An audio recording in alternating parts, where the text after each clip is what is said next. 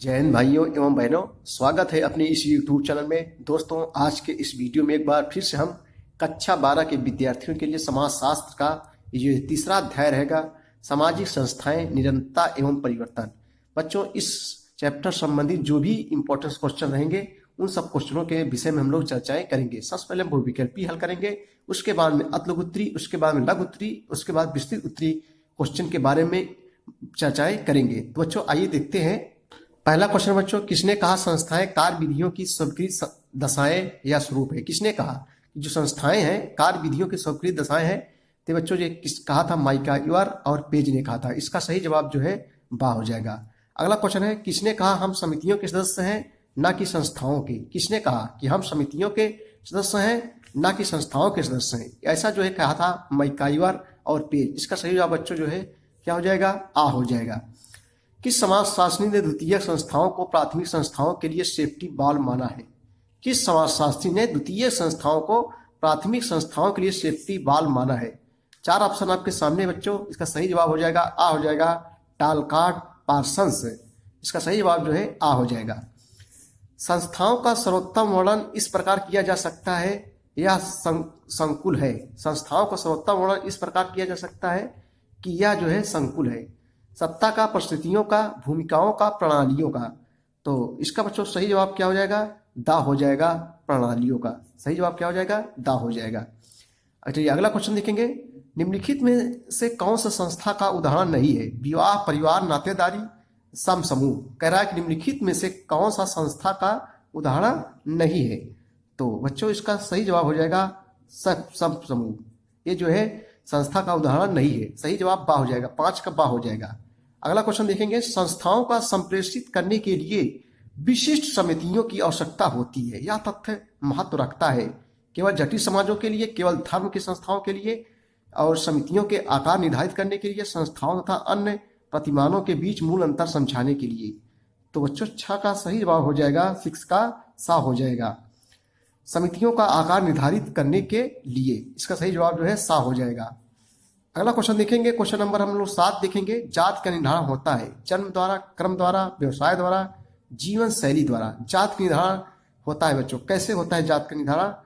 तो जात से जात, जात से जन्म, जात से जात, जात से जन्म। जात का निर्धारण जो है जन्म के द्वारा होता है बच्चों। ये 2-3 साल से लगातार जो है पूछा जा रहा है परीक्षाओं में। आइए नेक्स्ट क्वेश्चन देखते हैं मेरे भाइयों। अगला क्वेश्चन ये भी बहुत इंपॉर्टेंट बच्चों, 2-3 सालों से लगातार पूछा जा रहा है। Family kinship and marriage among Muslim in India के लेखक कौन है? Family kinship and marriage among Muslim in India के लेखक कौन है? 4 ऑप्शन आपके सामने है बच्चों। इसका सही जवाब हो जाएगा इम्तियाज अहमद। सही जवाब बा हो जाएगा, इम्तियाज अहमद। अगला क्वेश्चन देखेंगे। प्रबल जात की अवधारणा किसने दी है बच्चों? प्रबल जात की जो है अवधारणा किसने दी है?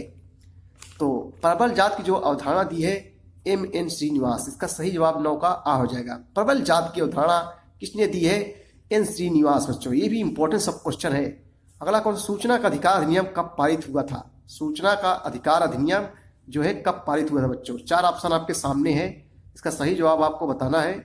बहुत बार पूछा है परीक्षाओं में। इसका सही जवाब हो जाएगा 15 जून 2005 को। सूचना का अधिकार जो है कब पारित हुआ था? 15 जून 2005 को पारित हुआ था। सही जवाब इसके हो जाएगा आ हो जाएगा। अगला क्वेश्चन हम लोग देखेंगे कि जनजाति है। जनजाति क्या है बच्चों? आंशिक समाज है कि आंशिक संस्कृति है कि संपूर्ण समाज है कि संपूर्ण एवं आंशिक समाज है? इसका सही जवाब हो जाएगा दा हो जाएगा, संपूर्ण समाज। जनजाति है, संपूर्ण समाज है। अगला क्वेश्चन देखेंगे।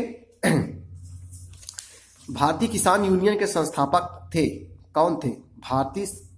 भारतीय किसान यूनियन के संस्थापक चौधरी महेंद्र सिंह टिकैत। इसका सही जवाब बच्चों जो है बा हो जाएगा, चौधरी महेंद्र सिंह टिकैत। ये जो है भारतीय किसान यूनियन के क्या थे? संस्थापक थे। अगला क्वेश्चन देखेंगे। निम्न में से कौन भारत की जनजाति नहीं है? निम्न में से कौन भारत की जनजाति नहीं है कह रहा है? तो इसका सही जवाब बच्चों हो जाएगा बुशमैन। ये जो है भारत की जनजाति नहीं है। और सब है गोंड, भील, ओरांव, संथाल, मुंडा, ये सब भारत की जनजाति है, लेकिन बुशमैन नहीं है। बुशमैन बच्चों दूसरे देश की है जनजातियां। जाति एक। अगला देखेंगे हम लोग क्वेश्चन। नेक्स्ट क्वेश्चन है कि निम्न में से कौन सा परिवर्तन जाति व्यवस्था में हो रहा है? कौन सा परिवर्तन जाति व्यवस्थाओं में हो रहा है? ब्राह्मणों की स्थिति में गिरावट, जाति संस्तरण में परिवर्तन, अस्पृश्यता एवं दलित वर्गों की सामाजिक एवं धार्मिक नियोक्ताओं में परिवर्तन। उक्त सभी बच्चों, इसका सही जवाब हो जाएगा उपयुक्त सभी हो जाएगा। चलिए अगला क्वेश्चन हम लोग देखेंगे। अस्पृश्यता अपराध अधिनियम किस वर्ष पारित किया गया था? 1950, 1951, 1956, 1955। अस्पृश्यता अपराध अधिनियम, अस्पृश्यता मीन्स होता है बच्चों छुआछूत। ये जो है अनुच्छेद 17 में अस्पृश्यता संबंधी प्रावधान किया गया है छुआछूत से संबंधित। तो ये कह रहा है अस्पृश्यता अपराध अधिनियम किस वर्ष पारित हुआ था? तो 1955 ईस्वी में पारित हुआ था। अस्पृश्यता यानी छुआछूत अपराध अधिनियम 1955 ईस्वी में पारित हुआ था। भारत में जो है जाति के संबंध में सूचना एकत्रित करने का सर्वप्रथम प्रयास किस दशक में हुआ था? किस दशक हुआ था बच्चों? जो है कह रहा है कि भारत में जाति के संबंध में सूचना एकत्रित करने का सर्वप्रथम प्रयास किस दशक में हुआ था? तो ये जो है 1860 ईस्वी में हुआ था। कब हुआ था? 1860 ईस्वी में। इसका सही जवाब जो है सा हो जाएगा। हर्बर्ट रिजले के निर्देशन भारत में किस वर्ष जनगणना कराई गई थी? कह रहा है भैया कि जो है हर्बर्ट रिजले के निर्देशन में भारत में किस वर्ष जनगणना कराई गई थी? तो इसका सही जवाब हो जाएगा 1901 ईस्वी में। कब कराई गई थी? 1901 ईस्वी में। परिवार पर्याप्त निश्चित यौन संबंध व परिभाषित एक ऐसा समूह जो बच्चों के जनन एवं लालन पालन की व्यवस्था करता है। उक्त विचार इनमें से किसका है? तो ये बच्चों विचार जो है मैकाइवर एवं पेज का है। किसका विचार है? मैकाइवर एवं पेज का है। अब हम लोग क्वेश्चन देखेंगे, अतिलोकप्रिय क्वेश्चन देखेंगे जो इंपॉर्टेंस है। चलो बच्चों, अतिलोकप्रिय क्वेश्चन लगातार परीक्षाओं में सब पूछे जा रहे हैं। बहुत इंपॉर्टेंस क्वेश्चन के फैक्ट्स है बच्चों। अंतर्विवाह को समझाइए। अंतर्विवाह किसे कहते हैं? जब एक व्यक्ति अपने जीवन साथी का चुनाव अपने ही समूह से करे तो ऐसे विवाह को अंतर्विवाह कहते हैं। फिर से देखेंगे भैया हम लोग। जब एक व्यक्ति अपने जीवन साथी का चुनाव अपने ही समूह से करे तो ऐसे विवाह को अंतर्विवाह कहते हैं। अगला क्वेश्चन है, विस्तारित परिवार से आप क्या समझते हैं? 2-3 साल से लगातार पूछा जा रहा है कि विस्तारित परिवार से आप क्या समझते हैं भैया? तो उत्तर हम लोग लिखेंगे, ऐसे उत्तर लिखेंगे।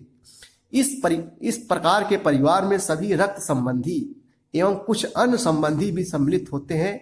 ऐसे परिवारों के सदस्यों की संख्या बहुत अधिक होती है, यानी विस्तार अधिक होता है, इसलिए से विस्तारित परिवार कहते हैं। अगला क्वेश्चन है कि मातृवंशी परिवार से आप क्या समझते हैं? लगातार 3 वर्षों से पूछा जा रहा है कि मातृवंशी परिवार से आप क्या समझते हैं। तो हम लोग बच्चों उत्तर लिखेंगे, मातृवंशी परिवार उसे कहते हैं ऐसे परिवार, यानी मातृवंशी परिवार में वंश परंपरा माँ के नाम से चलती है। जैसा नाम से लग रहा है मातृ माने माता, जो वंश परंपरा होती है माँ के नाम से चलती है और माँ से पुत्रियों के वंश नाम मिलते हैं। मालाबार के नगरों में यही प्रथा जो है प्रचलित है। मालाबार के नगरों में यही जो है प्रथा प्रचलित है। नातेदारी को परिभाषित कीजिए। लगातार 4 साल से पूछा जा रहा है बच्चों, नातेदारी को परिभाषित कीजिए। हम लोग उत्तर देखेंगे नातेदारी, जैसा कि नाम से लगे रिश्तेदारी, जो रिश्ता हमारा होता है उसी कहते हैं नातेदारी। नातेदारी को परिभाषित कीजिए। उत्तर लिखेंगे, सामाजिक रूप से मान्यता प्राप्त ऐसे संबंधों को नातेदारी या स्वजनता कहा जाता है जो रक्त, विवाह अथवा दत्तकत्ता पर आधारित होता है। विवाह करेंगे, जैसे विवाह हो जाता है तो नातेदारी रिश्तेदारी हो जाती है, इसी कहते हैं बच्चों नातेदारी कहते हैं। अगला क्वेश्चन है कि नातेदारी के प्रमुख प्रकार लिखिए। नातेदारी के प्रमुख प्रकार, उत्तर लिखेंगे नातेदारी के 2 प्रमुख प्रकार होते हैं। नंबर 1 समरक्त संबंध है, दूसरा है विवाह संबंध है। जाति की विशेषताएं लिखिए। अगला क्वेश्चन बहुत इंपॉर्टेंट सब क्वेश्चन है, जाति की विशेषताएं लिखिए। उत्तर लिखेंगे, घुरिये ने जाति की 6 विशेषताओं का उल्लेख किया है। समाज का खंडात्मक विभाजन, संस्तरण, भोजन तथा सामाजिक सहवास पर प्रतिबंध, नागरिक एवं धार्मिक नियोक्ताएं एवं विशेषाधिकार, पेशे के अप्रतिबंधित चुनाव का अभाव, विवाह संबंधी प्रतिबंध।